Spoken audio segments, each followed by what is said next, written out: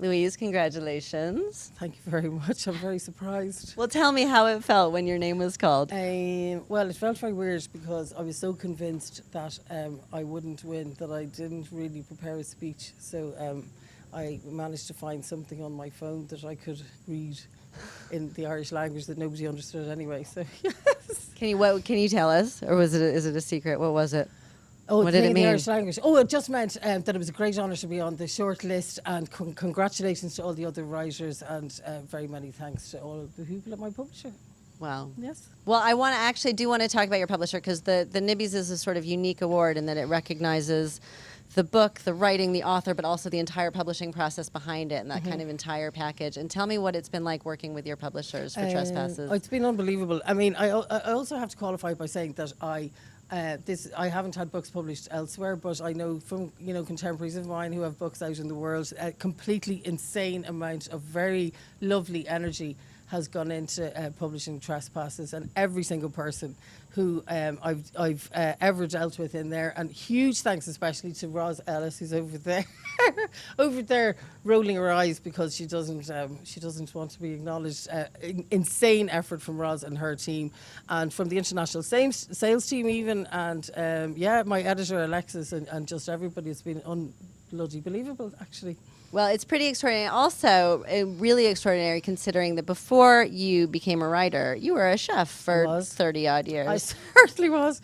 Yes, I was a chef, and I ran restaurants until around 5 years ago. I did my last shift in a kitchen about 5 years ago. So hopefully this sort of thing will mean that it actually was my last shift, that I won't have to go into the kitchen again. You don't think you'll dip back in just for nostalgia's sake? No, I don't think so. I'm like a really grudging cook at home now as well. It's shocking. Yeah, I'm totally over it.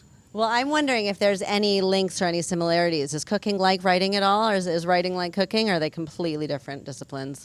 I think that maybe working in kitchens and working in restaurants, it probably was good training for dealing with deadlines and stuff, because I worked weekends for like 30 years, and I worked at night, and at some point every Saturday at around 3 o'clock you'd feel terribly sorry for yourself that all your mates were going out to enjoy themselves, and then you snap out of it and just get on with the work. So I think that was good training.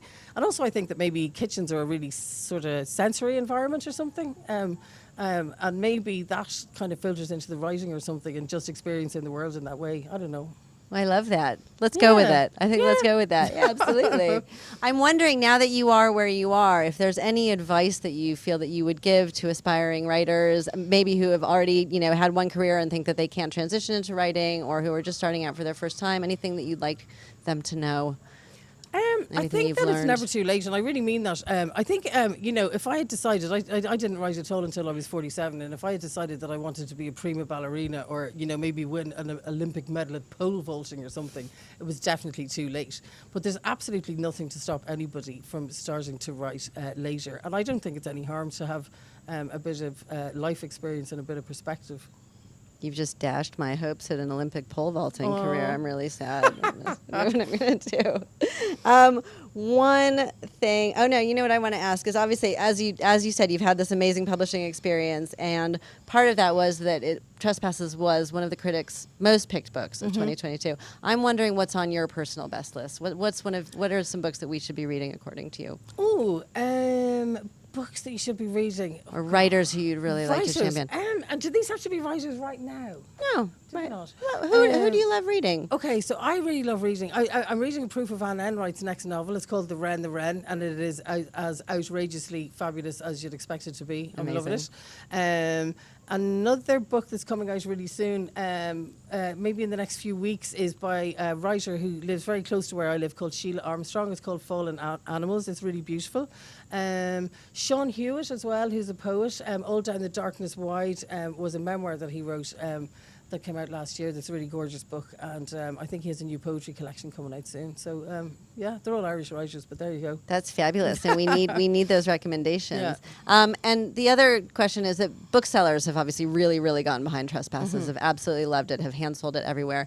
Do you have any favorite independent bookshops or bookshops that you? Yeah, I have a couple. So I think it depends on where I am. So in Belfast, my favourite bookshop is No Alibis.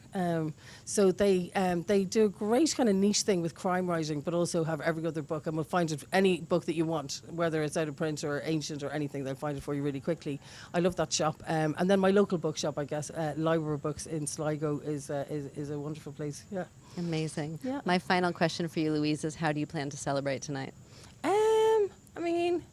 Do we have to ask Roz? I might stop drinking so much water and drink a bit more wine.